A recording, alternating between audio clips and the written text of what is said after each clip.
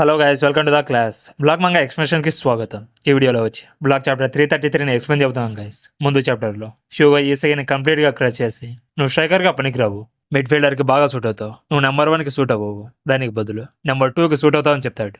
అలాగే ఈసీకి కూడా నువ్వు చెప్పింది కరెక్ట్, నేను మిడ్ ఫీల్డర్కి బాగా సూట్ అవుతా, కానీ నీ తలరాతని తుడిపేసి మళ్ళీ ఒక కొత్త తలరాతని రాసుకోవచ్చని బ్లాక్ నాకు నేర్పించింది. నువ్వు ఏం చెప్పినా ఎంత చెప్పినా నేను మాత్రం నెంబర్ 1 స్ట్రైకర్ అవడానికి ట్రై చేస్తా, అసలు గివ్ అప్ ఇచ్చేదే లేదని చెప్తాడు. ఇక చాప్టర్ లాస్ట్లో రెన్ వర్సెస్ లోకి మ్యాచ్అప్ ని చూస్తాం. ఇక ఈ చాప్టర్లో రెన్ గోల్ ని స్కోర్ చేస్తాడా లేదా లోకి స్టాప్ చేస్తాడో చూస్తాం. అలాగే ఈసీకి వర్సెస్ హ్యూగో మధ్య మళ్ళీ ఒక కాన్వర్జేషన్ ని చూస్తాం. దాంతో ఈసీకి తను చెప్పింది కరెక్ట్ అని రిలైజ్ అయ్యి ఫ్రాన్స్ ని డిఫీట్ చేస్తామా లేదా అని డౌట్లో పడిపోతారు. ఇలా ఈ డీటెయిల్స్ అన్నిటిని ఈ వీడియోని లాస్ట్ వరకు చూసి తెలుసుకోండి గైస్. బట్ వీడియోని ఎక్స్ప్లెయిన్ చేసే ముందు నా వీడియోని లాస్ట్ వరకు చూసి నచ్చితే లైక్ చేసి మా ఛానల్ని సబ్స్క్రైబ్ చేసుకోండి గైస్. బట్ వీడియో నచ్చలేదంటే ఏం నచ్చలేదో కామెంట్లో చెప్పండి, నెక్స్ట్ టైం బెటర్గా చెప్పడానికి ట్రై చేస్తా. ఇక లేట్ చేయకుండా వీడియోని స్టార్ట్ చేద్దాం. ఇక ఫస్ట్ పేజ్లో చూసుకుంటే లాస్ట్ చాప్టర్ ఎక్కడ ఎండ్ అయిపోయిందో అక్కడ నుంచి ఈ చాప్టర్ అనేది స్టార్ట్ అవుతుంది. అప్పుడు కామెంటేటర్స్ ఫైనల్లీ జపాన్ నెంబర్ 10కి ఫ్రాన్స్ నెంబర్ 10కి మధ్య 1-on-1 బ్యాటిల్ని చూడబోతున్నాం. ఈ బ్యాటిల్లో మూమెంట్ ఆఫ్ ఈగోని చూడబోతున్నాం. ఎవరు కూడా ఈ మూమెంట్ని చూడడం మిస్ అవ్వద్దంటని కామెంటేటర్స్ చెప్తారు. ఇక మ్యాచ్లోకి వస్తే రెన్ బాల్ని తీసుకొని ముందుకు వెళ్తూ ఉంటాడు. అయితే రెన్ని స్టాప్ చేయడానికి తన ముందర లోకితో పాటు ఇంకో 2 డిఫెండర్స్ ఉంటారు. ఇక రెన్ చాలా ఈజీగా తన డ్రిబ్లింగ్ని యూజ్ చేసి లోకిని దాటుకొని వెళ్ళిపోతాడు. కానీ లోకి అంత ఈజీగా రెన్ని గోల్ని స్కోర్ చేయనివ్వడు. లోకి బుల్లెట్ ట్రైన్ స్పీడ్తో రెన్ని క్యాచ్ చేసి తన రైట్ హ్యాండ్తో రెన్ గోల్ని షూట్ చేయకుండా బ్లాక్ చేస్తాడు. బట్ రెన్ తన ఫోర్స్తో బ్లాక్ని విడిపించుకొని లోకి నుంచి ఫ్రీ అవుతాడు. అయితే లోకి ఒక ఫ్రాన్స్ డిఫెండర్ రెన్ గోల్ని స్కోర్ చేయకుండా అడ్డంగా నిలబడుకుని ఉంటారు. కానీ రెన్ అయినా కూడా గోల్ని హిట్ చేస్తూ ఉంటాడు. కానీ లోకి ఫాస్ట్గా రెన్ దగ్గరికి వెళ్ళి తన పాస్ కోర్స్ని స్టాప్ చేస్తాడు. బట్ రెన్ తన స్ట్రెంత్తో లోకిని సైడ్కి దొబ్బిదెంగి గోల్ కోసం బాల్ని షూట్ చేస్తాడు. అయితే హ్యూగో సడన్ గా రెన్ దగ్గరికి వెళ్ళి తను షూట్ చేసిన బాల్ని స్టాప్ చేయడం చూసుకోవచ్చు. దాంతో బాల్ నెట్ పై నుంచి ఆడియన్స్లోకి వెళ్తుంది. దానికి రెన్ హ్యూగో తన గోల్ని స్టాప్ చేయడం చూసి ఇరిటేట్ అవుతాడు. అప్పుడు కామెంటేటర్స్ ఆల్మోస్ట్ జపాన్ స్కోర్ చేసే టైంలో హ్యూగో రెన్ గోల్ని స్టాప్ చేసి స్కోర్ చేయకుండా ఫ్రాన్స్ జపాన్ని స్టాప్ చేసిందని చెప్తాడు. బట్ నాచుకి ముందు ఈసగిని ఇప్పుడేమో రెన్ గోల్ని హ్యూగో ఎలా స్టాప్ చేశారా అని అలా షాక్ అయిపోయి చూస్తూ ఉండిపోతాడు. అసలు ఇక్కడ ఈసీ ఏం చేస్తున్నాడు? ముందు చాప్టర్లో హ్యూగో ఈసగి దగ్గర ఉన్నాడు. అయితే ఈసగి అతన్ని బ్లాక్ చేయకుండా ఫ్రీగా ఎందుకు వదిలేసాడో తెలియదు.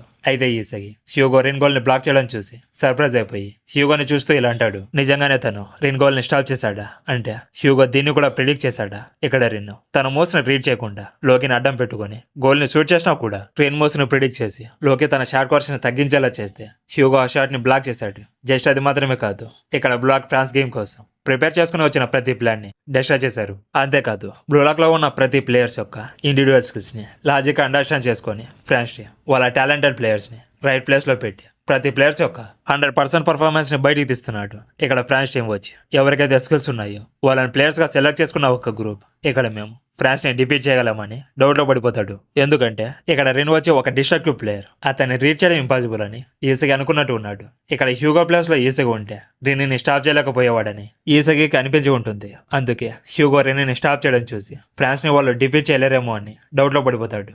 అయితే హ్యూగో ఈసీకి ఫేస్ లోని ఎక్స్ప్రెషన్స్ ని చూసి ఇక్కడ బ్లూలాక్ అలాగే అందులో ఉన్న ప్రతి ప్లేయర్ చాలా స్ట్రాంగ్. కానీ జపనీస్ ఫుట్బాల్ కల్చర్లో డిలిజెంట్ కలెక్టివ్ ప్లేయర్స్ని తీసుకొని, అంటే ఏంటంటే టీం వర్క్ మీద డిపెండ్ అయి ఉన్న ప్లేయర్స్ వాళ్ళని టీంలోకి తీసుకొని ఇండివిజువల్ ఫిలాసఫీతో మిక్స్ చేసి అందరూ వరల్డ్లోనే నెంబర్ 1 స్ట్రైకర్కి ఏం చేయమని ఒక హైబ్రిడ్ టీంని క్రియేట్ చేశారు. దానివల్ల ఇండివిజువల్ అండ్ కలెక్టివ్ ప్లేయర్స్ నుంచి బెస్ట్ పర్ఫార్మెన్స్ వస్తుంది. ఈ ఎక్స్పెరిమెంట్ ని సక్సెస్ చేసిన మీ కోచ్ వచ్చి ఎక్సలెంట్ ఇండివిజువల్ ప్లేయర్. అసలు ఇక్కడ హ్యూగోకి ఫ్యూచర్ చూసే అబిలిటీ ఉందా ఏంటి? బ్లూలాక్ గురించి అన్ని తెలిసినట్టు మొత్తం నిజాలే చెప్తున్నాడు. ఇక నెక్స్ట్ వచ్చి ఈసీ ఎప్పుడు పుట్టాడు, ఏ రాశిలో పుట్టాడు, తన బ్లడ్ టైప్ ఏంటి, ఇలా అన్ని చెప్పేలా ఉన్నాడు.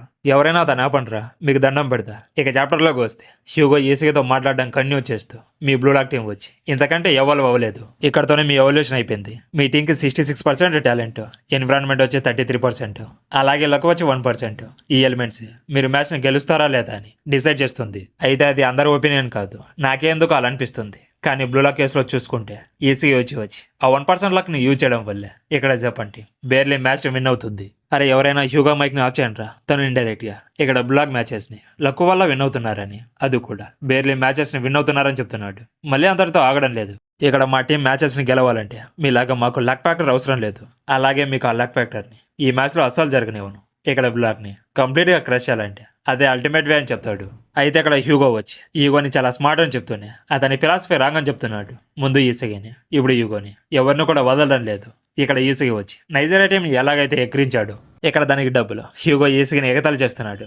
అయితే మనకి ఈసగి గురించి బాగా తెలుసు కాబట్టి అంతకింత మళ్ళీ హ్యూగోకి తిరిగి ఇచ్చేస్తాడు. అప్పుడు ఈసగి హ్యూగోతో అది కూడా చూద్దామని చెప్తూ ఉంటాడు. కానీ హ్యూగో ఈసగిని మధ్యలోనే స్టాప్ చేసి నేను అది కరెక్ట్ అని చెప్పడానికి నీ క్విక్ రియాక్షన్, నీ క్విక్ ఇరిటేషన్, అలాగే మాటకి మాట తిరిగి చెప్పడం ఇదే ప్రూఫ్ అని చెప్తాడు. దానికి ఈసీగా యాంగిల్ అవుతాడు.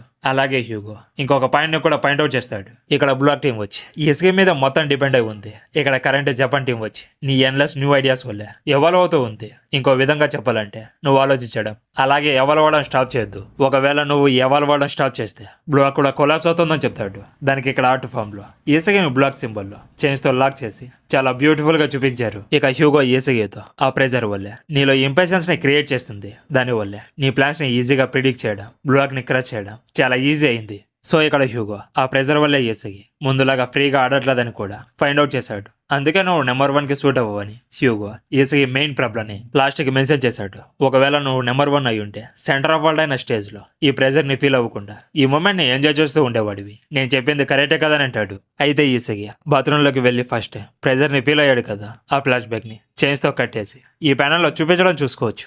అయితే హ్యూగో ఇంకో పక్క లోకేని పాయింట్ చేసి లోకే నెంబర్ 1 కి బాగా సూట్ అవుతాడు. వజ్లోనే తను బెస్ట్ ఫిజికల్ అబిలిటీస్ తో పుట్టాడు. అలాగే తను వజ్లోనే నెంబర్ 1 ప్లేయర్ అవ్వడని ఎప్పుడూ కూడా డౌట్ పడలేదు.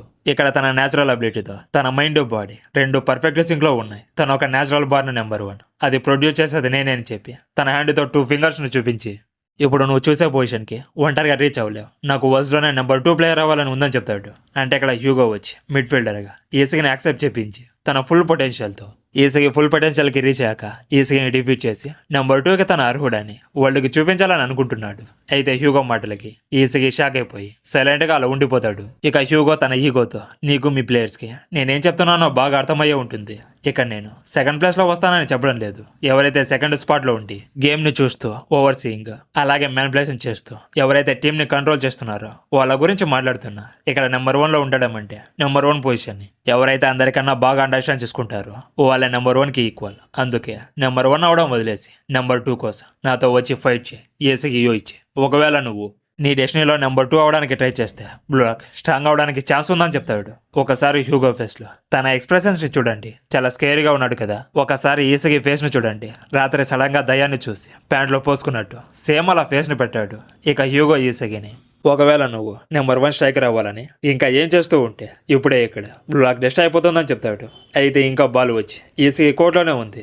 ఇక ఈసీకి హ్యూగో చెప్పింది యాక్సెప్ట్ చేసి స్ట్రైకర్గా గివ్ అప్ ఇస్తాడా లేదా ఎప్పుడు లాగే తనని తను పూజ చేసుకుని నెంబర్ 1కి ఏం చేస్తాడో చూద్దాం. ఇక లాస్ట్ ప్యానల్లో లోకే రిన్ని కవర్ చేస్తూ ఉంటాడు. ఇక కార్నర్లో కరాసు చాలా ఫోకస్గా సిచ్యువేషన్ని అనలైజ్ చేస్తూ ఉంటాడు. ఇంకో పక్క కార్నర్లో ఈసీకి స్ట్రగుల్ అవుతూ ఉంటాడు. అలాగే కరాసు కింద హ్యూగో ఎమోషన్స్ లేకుండా ఎప్పుడులాగే ఉంటాడు. ఇక లాస్ట్ బాచ్న కార్నర్ కిక్ తో గేమ్ ని రీస్టార్ట్ చేయడానికి రెడీగా ఉంటాడు. ఇక నెక్స్ట్ చాప్టర్ నేమ్ వచ్చి టైమ్ ఆఫ్ అవేక్నింగ్ అని ఉంటుంది. అలాగే ఎండింగ్ టెస్ట్ లో ఇక్కడ ఫ్రాన్స్ బ్లాక్ ని డిస్ట్రాక్షన్ చేస్తుందని డిక్లరేషన్ చేసింది. ఇప్పుడు జపాన్ టీం జీనియస్ ప్లేయర్స్ ని అపోజ్ చేసి ఎలా ఫైట్ బ్యాక్ చేస్తారని ఉంటుంది. అయితే నెక్స్ట్ చాప్టర్ లో ఎవరో అవేక్నింగ్ అవుతున్నారు, బట్ అది ఎవరో తెలియదు. అయితే అది ఈసగి లేదా కరాసు అయి ఉంటారు, మనకైతే క్లారిటీగా తెలియదు. అలాగే ఈసగి హ్యూగో చెప్పినట్టు తన డ్రీమ్ ని గివ్ అప్ ఇస్తాడా లేదా ఎప్పుడు లాగే నెంబర్ 1 స్ట్రైకర్ గా కన్వర్ట్ చేస్తాడు నెక్స్ట్ చాప్టర్ లో చూద్దాం. సో నెక్స్ట్ చాప్టర్ అయితే మామూలుగా ఉండదు. అలాగే ఈ వీడియోని ఎవరైతే లాస్ట్ వరకు చూసారో వాళ్ళందరికీ థ్యాంక్ యూ గైస్. ఇక నెక్స్ట్ వీడియోతో మళ్ళీ కలుద్దాం. అంతవరకు సెలవు తీసుకుంటూ మీ అనిమే రివ్యూస్ తెలుగు.